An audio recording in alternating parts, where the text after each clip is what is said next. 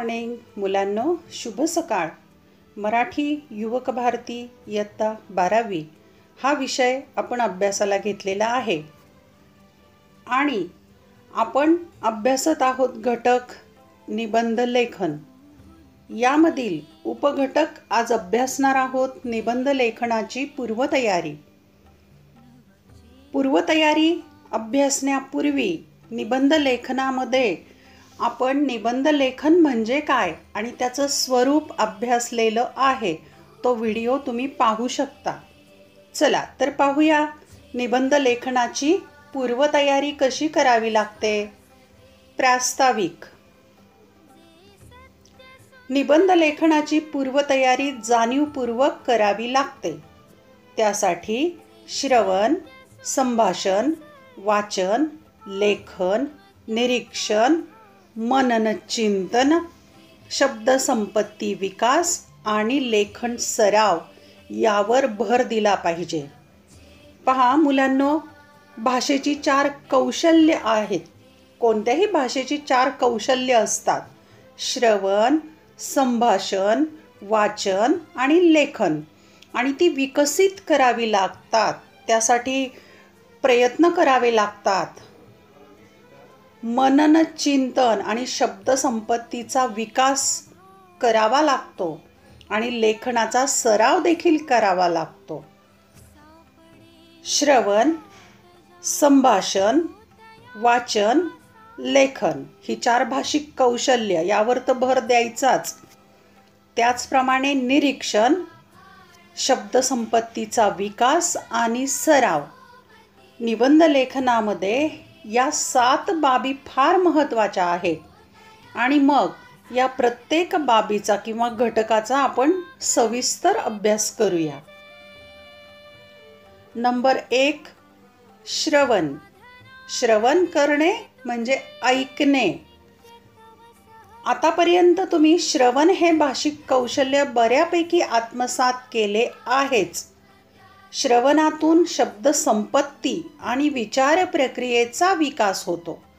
त्यामुळे आता हेच कौशल्य आणखी वाढवायचे आहे. श्रवण कौशल्य तुमचं आहे, पण त्यात आणखी विकास करायचा आहे. विचार प्रक्रियेचा आणखी विकास करायचा आहे आणि शब्दांची संपत्ती वाढवायची आहे. त्यासाठी काय करावं लागेल तर त्यासाठी सकस भाषणे, चर्चा ऐका, रेडिओ आणि दूरदर्शनवरील श्राव्य कार्यक्रम ऐका. श्राव्य म्हणजे श्रवणीय, ऐकण्यासारखे सुंदर सुंदर कार्यक्रम ऐका. भाषणं ऐका, चर्चा ऐका, ऐकण्याची सवय ठेवा. पहा, बहुतेक व्यक्तींना स्वतःच जास्त बोलण्याची सवय असते. समोरच्याचं ऐकून घेण्याची सवय करा. भले ते उपयोगी असो नसो, समोरच्या व्यक्तीच्या बोलण्यातलं जे योग्य आहे ते घ्या आणि अयोग्य सोडून द्या. जसं राजहंस क्षीर विवेक बुद्धीचा असतो. राजहंसाला बुद्धी आहे. पहा कशी बुद्धी आहे. तर त्याला दूध आणि पाणी एकत्र करून जर दिलं प्यायला तर तो फक्त त्यातलं दूध पितो आणि पाणी शिल्लक ठेवतो. म्हणजे त्याला योग्य पाहिजे ते घेतो, नको ते सोडून देतो.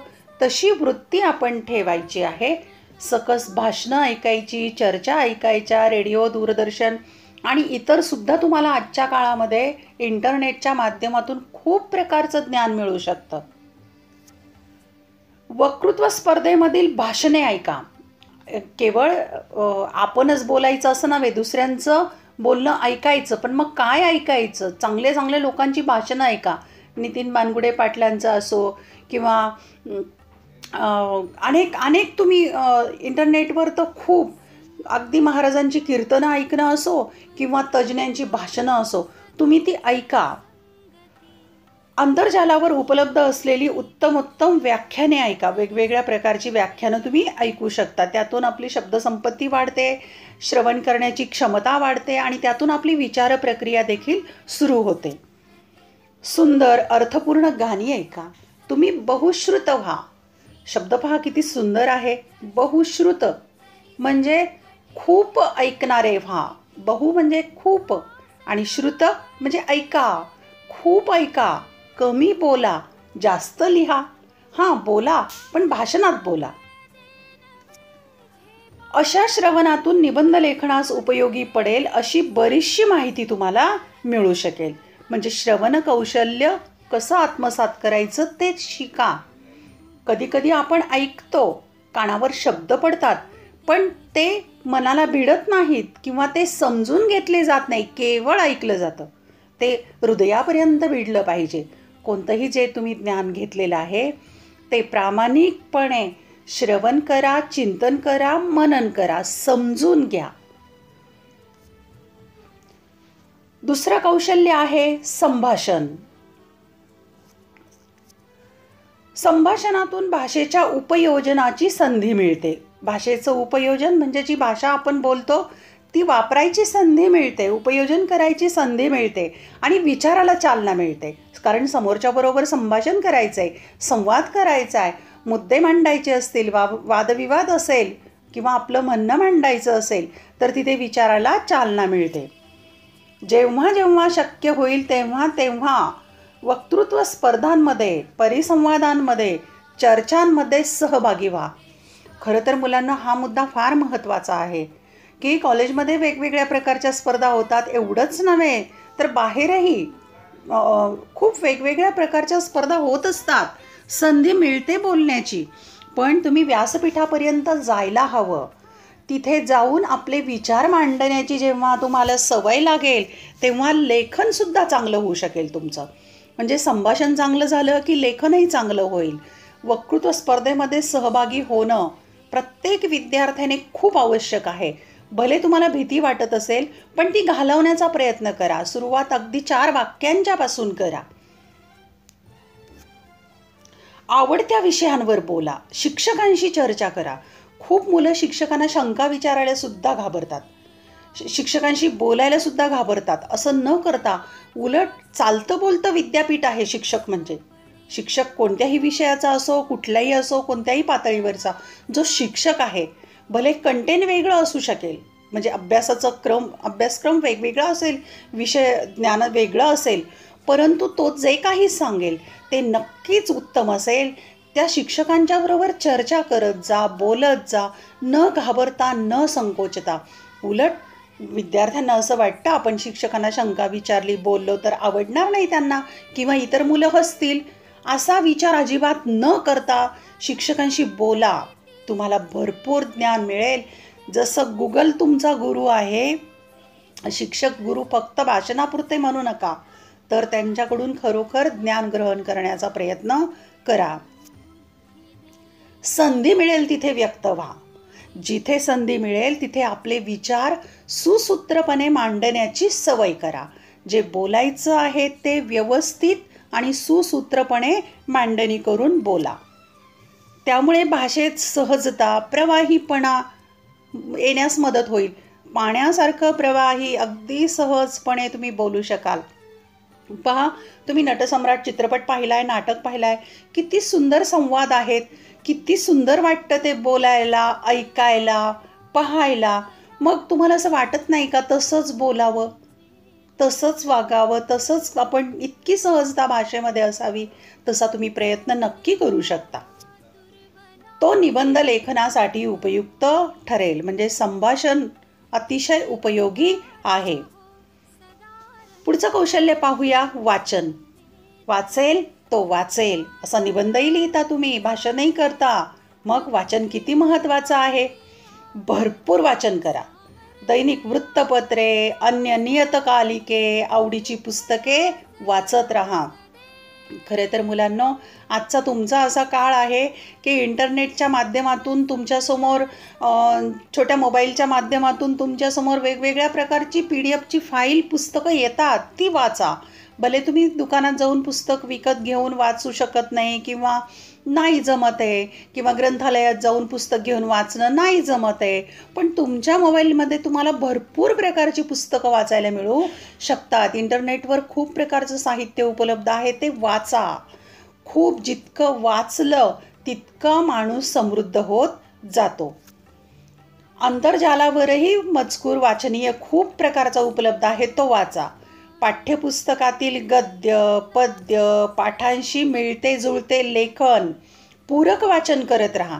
केवळ धडा आहे तेवढ्यापुरताच वाचायचा, तुम्हाला ज्या लेखकाचा धडा आहे त्या लेखकाची माहिती इंटरनेटवर शोधा, त्यांच्याबद्दल अधिक माहिती मिळवा. रसिक वाचक व्हा. वाचक कसे व्हायचं आहे? रसिक. आनंद घ्या, त्यामधून ज्ञान घ्या. आणि वाचनाने भाषा विकसित होते. खूप वाचलं की आपला शब्दांचा संग्रहसुद्धा वाढत जातो. नवनवीन शब्द आपल्या समोर येत राहतात. शिवाय वाचन करताना आपल्याला शुद्ध लेखनाची पण तयारी होते, कारण भाषेचा आत्मा आहे व्याकरण. मग लेखन कसं शुद्ध करावं ते तिथे शिकता येतं. आशीर्वाद शब्दाची वेलांटी दुसरी आहे, हे तुम्हाला जेव्हा तुम्ही प्रमाणित पुस्तकं वाचाल तेव्हा तुमच्या लक्षात येईल. शब्दसंपत्ती वाढेल, विचारांची मांडणी कळेल, विचाराला चालना मिळेल, सर्जनाची प्रेरणा मिळेल. सर्जनता नवीन काहीतरी निर्मिती करण्याची प्रेरणा मिळेल. निबंध लेखनासाठी निवडलेल्या विषयासंबंधाने वाचन करा. उदाहरणार्थ तुम्हाला स्त्री भ्रूण हत्येवर निबंध लिहायचा आहे, अशा प्रकारचं साहित्य गुगलवर भरपूर उपलब्ध आहे. ते सगळं वाचा आणि ते फक्त उतरवून नाही काढायचं, तर ते वाचून आपल्या शब्दामध्ये नंतर लिहायचं आहे. अशा प्रकारे वाचनाचा उपयोग करता येतो. पुढचं कौशल्य आहे लेखन. सगळ्यात महत्त्वाचं कौशल्य लेखन. क्रमांक 4.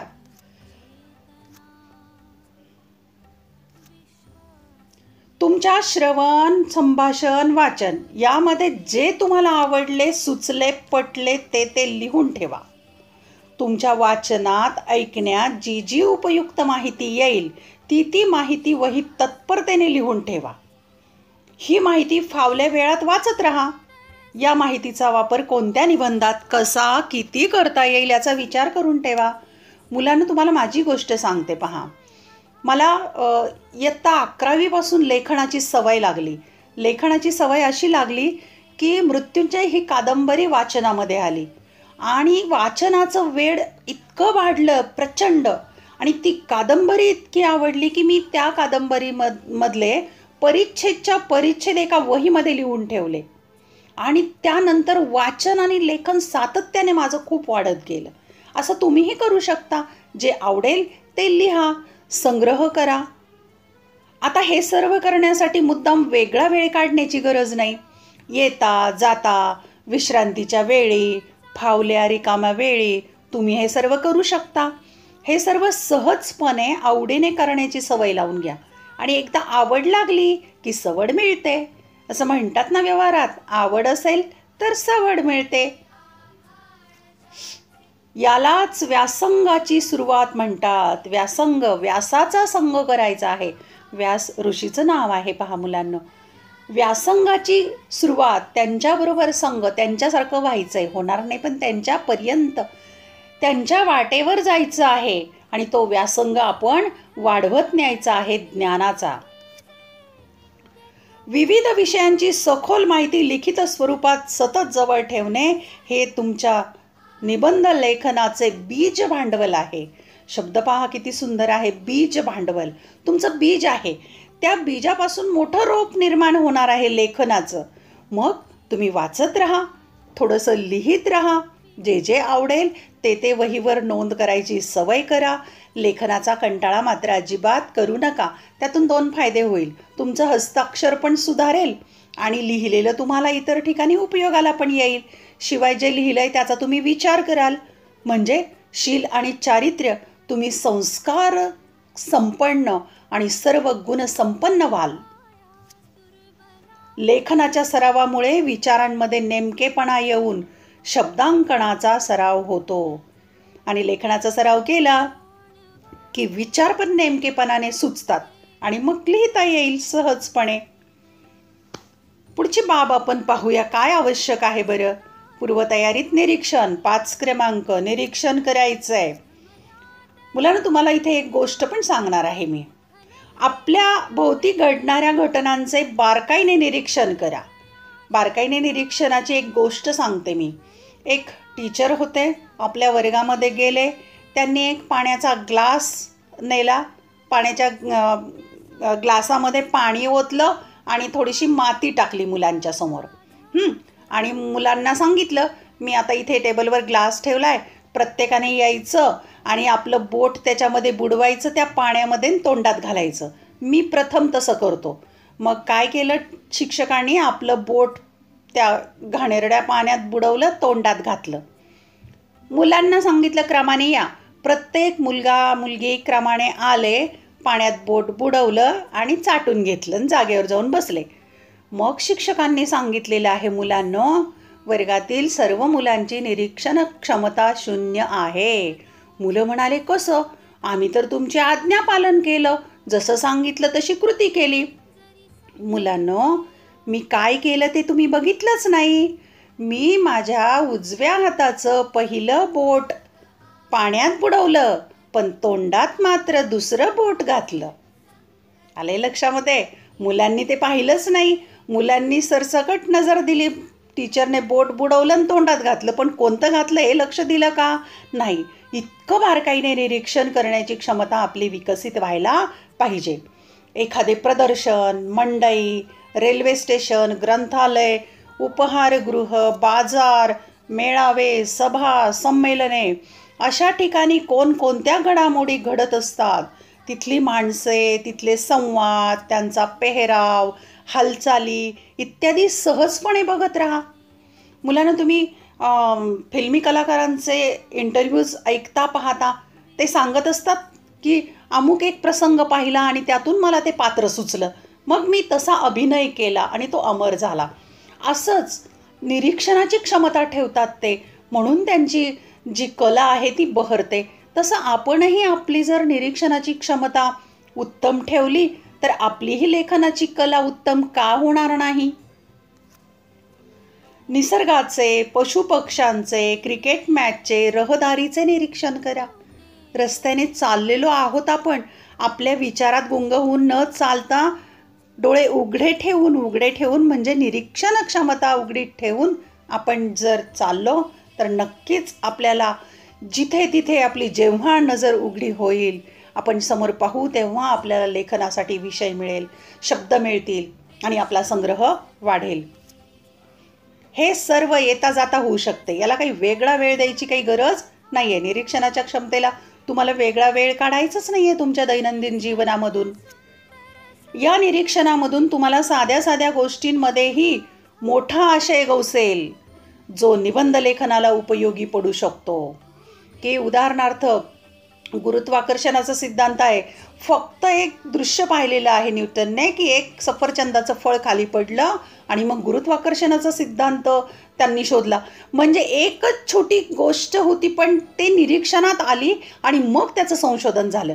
आता इथे तुम्हाला संशोधन विज्ञानाचं करायचं नाही आहे, पण तुमची जर निरीक्षणाची क्षमता असेल तर त्या बाबीवर, त्या गोष्टीवर, त्या घटकाचा तुम्ही विचार करू शकाल आणि मग ते बोलणं, त्या संबंधात लेखन हे तुम्ही करू शकाल.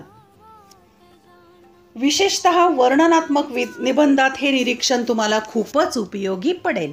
जेव्हा वर्णनात्मक निबंध लिहायचा असेल तेव्हा त्या निरीक्षणाची क्षमताच हवी. तुम्हाला तुम्ही केलेल्या सहलीचं वर्णन करायचं असेल तर सहलीला गेलेला आहात महाबळेश्वरला, मग तिथे जे जे तुम्ही निरीक्षण केलंय, जे जे तुम्ही पाहिलंय, जे जे नजरेने टिपलंय, ते तुम्हाला लेखनात मांडायचंय. पुढची बाब कोणती आवश्यक आहे पहा बरं पूर्वतयारीमध्ये. क्रमांक 6, शब्दसंपत्तीचा विकास. मुलांना आपल्याला संपत्ती पैशाची वाढवायची नाही आहे, शब्दांची वाढवायची आहे. शब्दांचे महात्म्य संत श्रेष्ठ ज्ञानेश्वरांनी पुढील ओवीत असे सांगितले आहे. आता इथे संत ज्ञानेश्वर माऊलीची एक ओवी आहे, ती समजावून घ्या. शब्दांचं महात्म्य, शब्द किती महत्त्वाचे आहेत ते पाहू आपण. जैसे बिंब तरी बचके एवढे. बिंब म्हणजे सूर्य, बचके म्हणजे आपलं हाताचा पसा. परिप्रकाशा त्रैलोक्य थोकडे.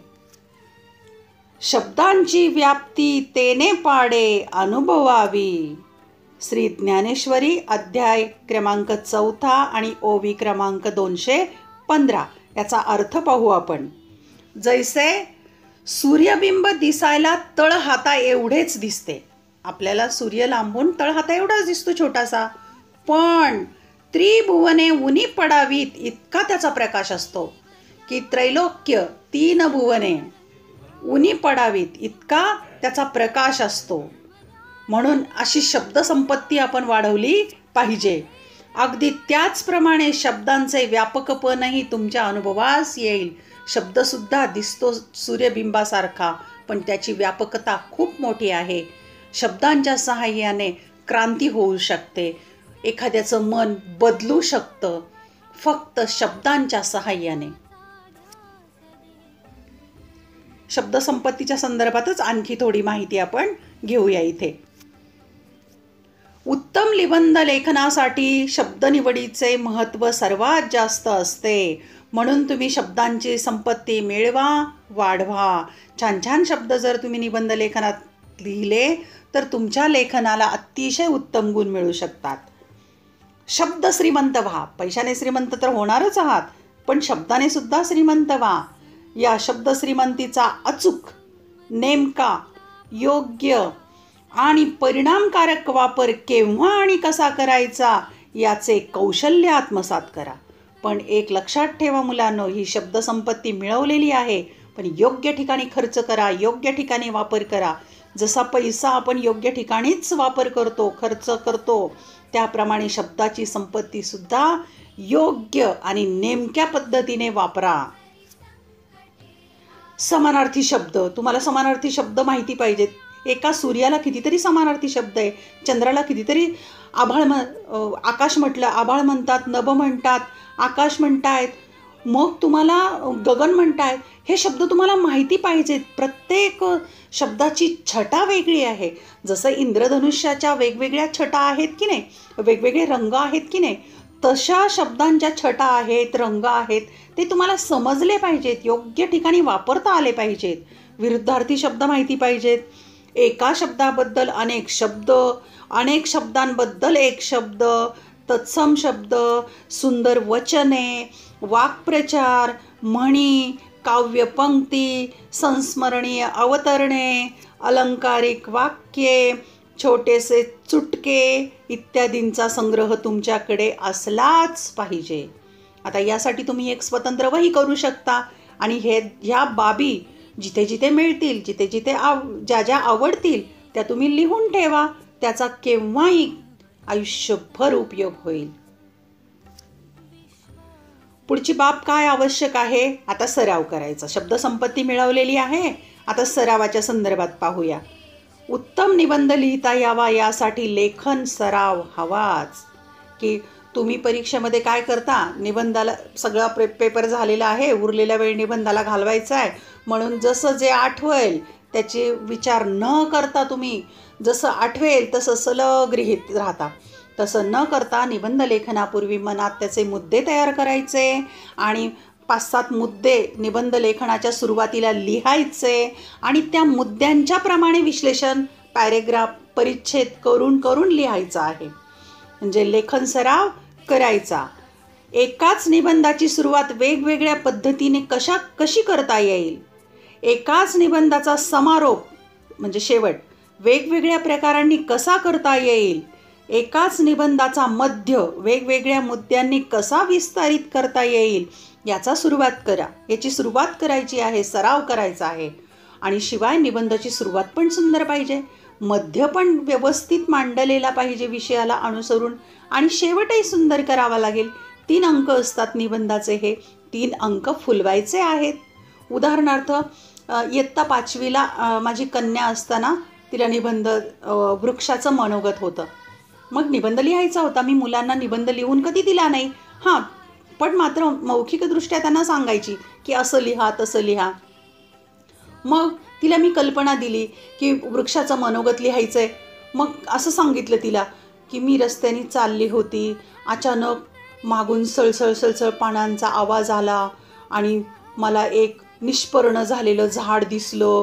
भीतीदायक वाटलं मला तिथे आणि मग ते झाड बोलत होतं माझ्याबरोबर, आहे मुली इकडे ये, मला तुझ्याशी बोलायचं आहे. असे काहीतरी सुरुवात करून दिली. आता ते छोट्या मुलांचा निबंध होता म्हणून त्या पद्धतीने मोठ्या मुलांनी वेगळ्या पद्धतीने सुरुवात करायची. करून तर पहा, सुरुवात करून तर पहा, सराव करून तर पहा, नक्कीच फायदा होईल. रोज 8 ते 10 वाक्य लिहिल्याशिवाय झोपू नका. किती सुंदर आहे ना. मुलांना मी अजूनही लिहिते. हां, मग ते लेखन कधी गद्य असतं, कधी पद्य असतं. काही लेखन माझं प्रकाशितही झालेलं आहे, काही झालेलं नाही. भरमसाठ वह्या भरवून ठेवलेल्या आहेत. पण ते लिहिल्यानंतर किती छान वाटतं. जसं आईने एखाद्या आपल्या बाळाला सजवलंय सुंदर आणि मग तिला जे समाधान मिळतं तसं समाधान मिळतं. व्यक्त झालो की कागदावर जे आपल्या मनामध्ये आहे ते लिहायचं. तुम्हाला रोज 8-10 वाक्य लिहिण्याचा सराव सुरू झाला की हळूहळू तुमच्या मनात जे विचार येत आहेत दररोज डायरीसारखं काहीतरी लिहून ठेवा. तुम्हाला जे आवडले असेल ते प्रसंग लिहा. काहीही लेखनाचा सराव करा. आणि निबंध लेखनाचाच नव्हे तर तुम्हाला स्वमत अभिव्यक्तीसाठी जे जे काही लिहायचं असतं ते निबंधाचाच थोडासा भाग आहे. काय वेगळं आहे यापेक्षा? तुमचं मत व्यक्त करायचं आहे ना तिथे. मग तुम्हाला निबंधाचा सराव कितीतरी ठिकाणी उपयोगी पडणार आहे. पाठ्यपुस्तकातला एखादा उतारा लिहा, छान वाटतोय तो. पण लिहा लिहा लिहा लिहा. लिहिते व्हा लिहिते व्हा लिहिते व्हा. लिहिण्याचा सराव ही उत्तम निबंध लेखनाची सर्वात उत्तम पूर्वतयारी आहे. स्वतःच्या शब्दात स्वतःचे अनुभव लिहिणे हा उत्तम सराव आहे. मला तर वाटतंय तुम्ही दररोज जे जे काही दिवसात घडेल आणि त्यातलं जे काही चांगलं लिहिण्यासारखं असेल ते तुम्ही 4 ओळी जरी असतील तरी लिहून ठेवा. त्याला वही करा. तुमच्या आयुष्याचं एक सुंदर वस्त्र विणलं जाईल. यात सरावच्या बाबत अजून माहिती आहे थोडीशी आणि थोडक्यात काय आहे ते पाहू आपण. थोडक्यात उत्तम निबंध लेखनाची पूर्वतयारी करणे म्हणजे सर्वांगाने व्यासंगी होणे होय.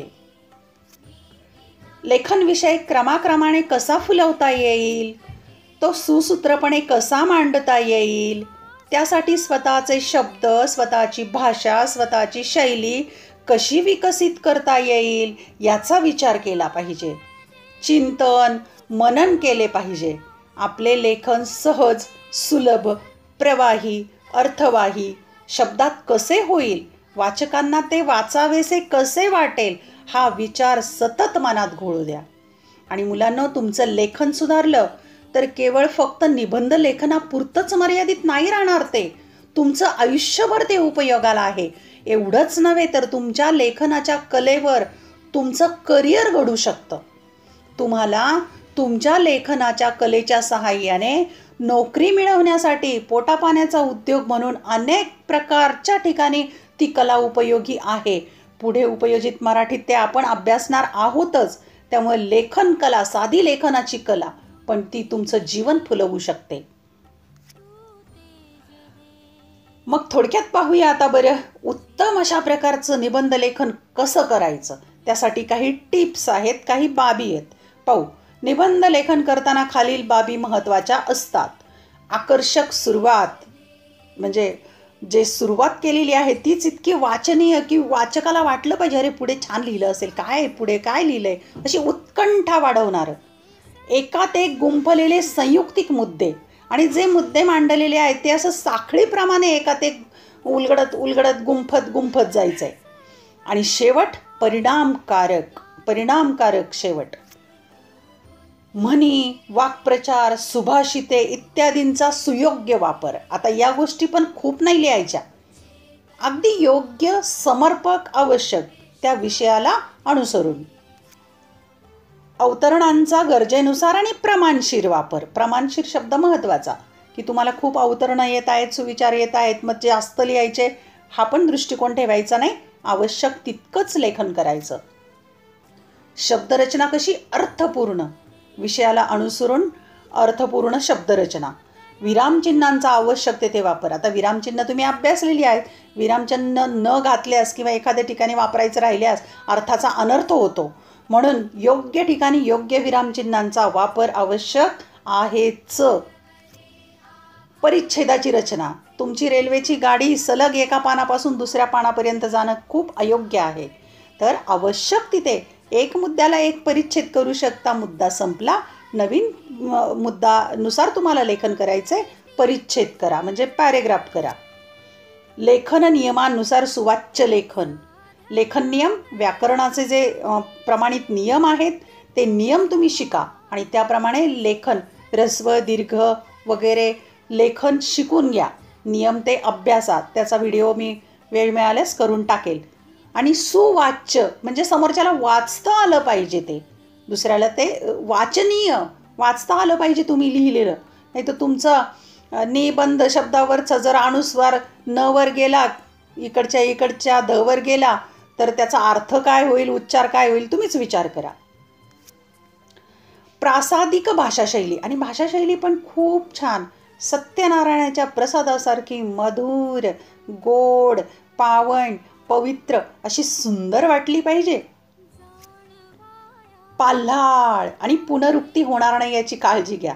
पाल्हाळ लावणे म्हणजे मारुतीचं शेपूट जसं लांब लांब वाढत जातं की नाही, तसं वाढवायचं नाही आहे. एकच मुद्दा तीनदा तीनदा तीनदा तीनदा लिहायचा नाही आहे. पुनरुक्ती म्हणजे पुन्हा पुन्हा तेच लिहायचं नाही. याबाबत दक्षता घ्यायची आहे. स्वतःच्या शब्दात अभिव्यक्ती असावी. स्वतःचं लिहायचं आहे. अन्य ठिकाणाहून मजकूर उतरवून काढलेला नसावा. परीक्षकांच्या तो लक्षात येतो. आणि स्वतःचे शब्द मांडणी करायला शिका. अशा प्रकारे उत्तम निबंध लेखन करण्याच्या या बाबी लक्षात ठेवा आणि त्यानुसार सुंदर सुंदर निबंध लिहा. आणि मला असं वाटते कमेंट बॉक्समध्ये तुम्ही मला ते टाकले तरी चालेल. विजिट माय YouTube channel Sangeeta Bhalsingh. Video आवडल्यास चॅनल सबस्क्राईब करायला विसरू नका. बेल आयकॉनही दाबा. त्यात तुमचा फायदा आहे की मी व्हिडिओ पोस्ट केला की तुम्हाला नोटिफिकेशन मिळेल. तसेच तुम्ही व्हिडिओ खाली कमेंट करा, आवडला किंवा न आवडला, किंवा आणखी काही माहिती हवी आहे, तुमच्या शंका कुशंका अडीअडचणी मला कमेंटमध्ये सांगा. त्या दूर करण्याचा मी नक्की प्रयत्न करेल. धन्यवाद. अभ्यासासाठी खूप खूप शुभेच्छा.